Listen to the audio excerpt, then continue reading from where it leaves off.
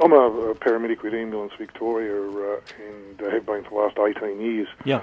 And just due to the job, was diagnosed a number of years ago with post-traumatic stress disorder and was referred to the Austin Repat out there for treatment. You're still working as a paramedic? Yes, I'm still working as a paramedic. Okay, yeah. So largely thanks to the Austin, they're terrific out there. The reason we're talking about it, obviously, is these figures. We've had another suicide yesterday. That's 2 in 5 weeks, 10 in 5 years. Why? Yeah, What's going on? I think the jobs, from my personal perspective over the last 18 years, the job's changed a lot.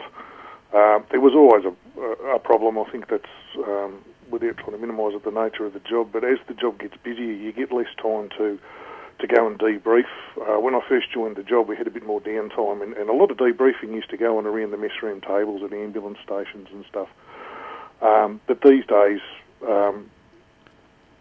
but essentially you just get hammered. I can recount you with multiple stories. One in particular springs to mind where we'd been called to a man who had been beaten to death with a Jim Beam bottle, and it was a rather messy scene, and there was a hysterical family, etc.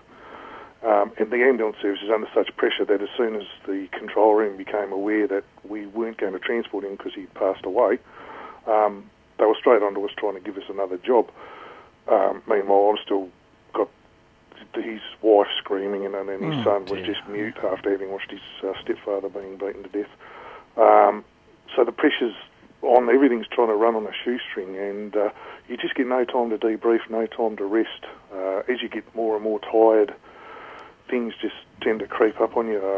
From my experience, after obviously the years in the job, when I get tired and fatigued, I can smell the smell of burning flesh from a particular fire I attended a number of years This is ago. even though you might be at home or something. I'll be at home watching television, and if I'm really tired, all of a sudden the smell of burning flesh and sometimes the metallic taste of blood comes into my mouth.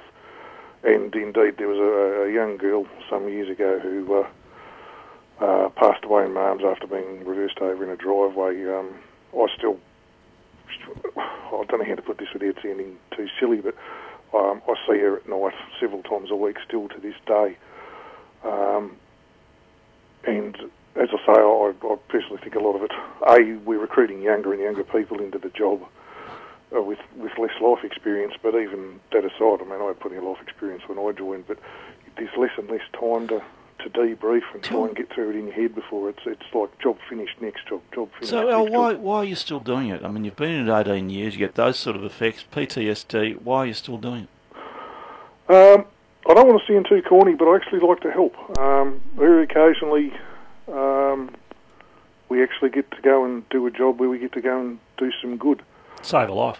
Well, it's not only just save a life. I was called to obviously for basic confidence, I'm going to be a bit vague, to a cancer patient's residence a number of weeks ago, and the problem wasn't so much him. He's unfortunately got cancer and he's passing away, but his wife was just hanging on. She hadn't slept for days, and so we were able to sit with her for a little while, and the boss will probably go cranky thinking I wasted time at a job, but we were able to sit with her for a little while and try and settle her down, and we got onto the palliative care service and arranged the palliative care nurse to come out and sit down and talk. Bit of social work. Yeah, it's a lot of social work type stuff. It's just a fact of life, and I find that really rewarding. Yes, I see some I hate to say it, I see some terrible things that stay with you forever, but every so often you get to do some good, and it's a really special thing to me. Good on you, Al. I really appreciate your call. I know it hasn't been easy for you to do it. Thank you.